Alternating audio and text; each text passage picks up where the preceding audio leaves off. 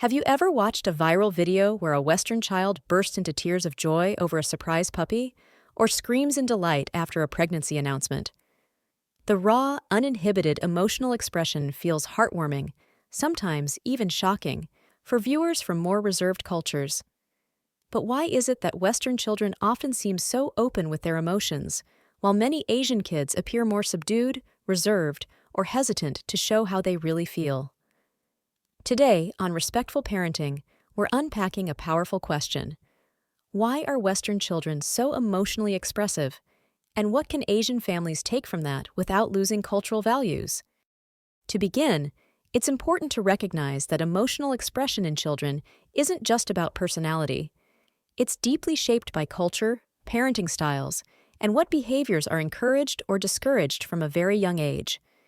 In many Western cultures, especially in countries like the United States, Canada, and parts of Europe, children are raised in environments where expressing emotions is seen as a healthy form of communication. Parents often validate their children's feelings, whether it's happiness, sadness, frustration, or even anger.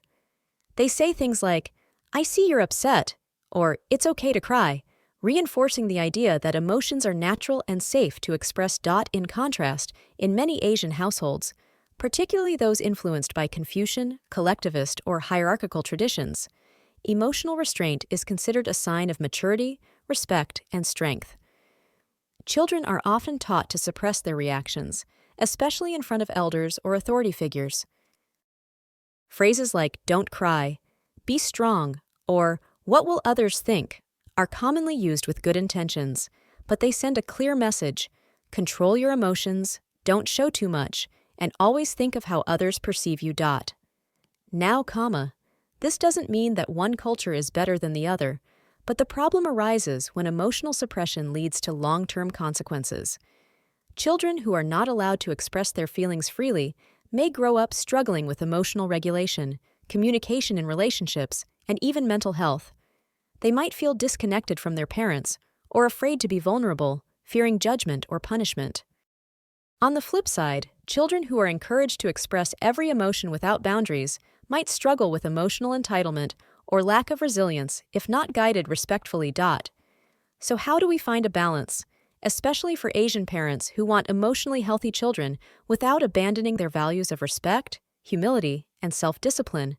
The first step is awareness. Many parents don't even realize they're discouraging emotional expression until they reflect on their own upbringing. If you grew up being told to toughen up or were scolded for crying, you might instinctively do the same with your child, even if you don't mean to. It's crucial to break this cycle consciously. When your child cries, instead of saying "stop crying," try, "I see you're upset. Want to talk about it?" This simple shift changes the message from suppression to support. Secondly, model emotional literacy. Children learn more from what we do than what we say. If you're feeling overwhelmed, it's okay to say, "I'm feeling a little stressed today, so I need some quiet time." This shows them that emotions are manageable and not shameful.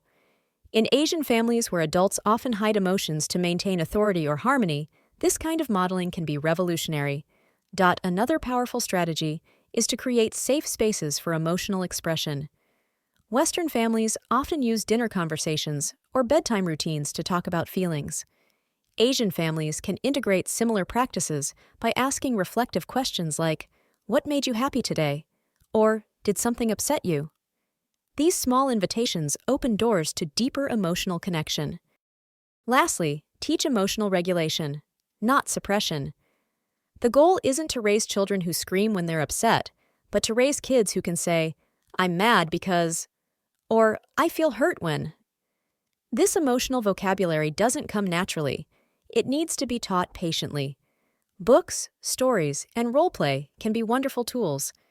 If you're bilingual, teaching emotional words in both languages can bridge cultural gaps beautifully. In summary, the emotional expressiveness of Western children is not accidental. It's cultivated through a culture of validation, dialogue, and emotional modeling. While Asian cultures bring incredible strengths like discipline, respect, and resilience, integrating emotional openness can elevate our parenting to a new level. Our goal isn't to westernize our children. It's to humanize the way we raise them, making room for both strength and softness. So the next time your child is overwhelmed with emotion, pause before reacting.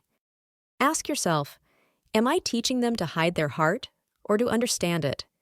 Respectful parenting doesn't mean letting children do whatever they want. It means respecting their inner world as much as their outer behavior. And when we do that, we raise children who are not just successful, but secure, not just obedient, but emotionally intelligent.